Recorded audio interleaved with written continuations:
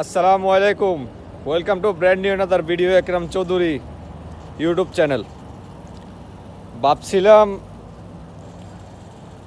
প্রবাসে আসি কিছু একটা কর্ম, এখন দেখতেছি যে প্রবাসে আসি যে পরিস্থিতি, অনেকে দেশ থেকে প্রবাসে আসার জন্য অনেক লাফালাফি করতেছেন।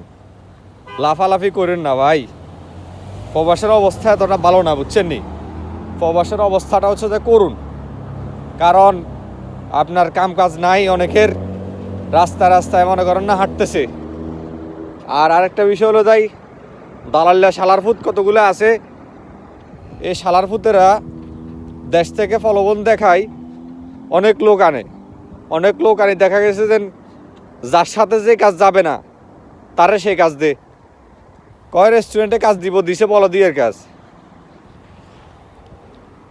কইছে ভালো কোনো জায়গায় দিব, হ্যাঁ তোমার সাথে যা এরকম কোনো জায়গায় দিছে এত কাঁচা দোয়া বেলা বলি।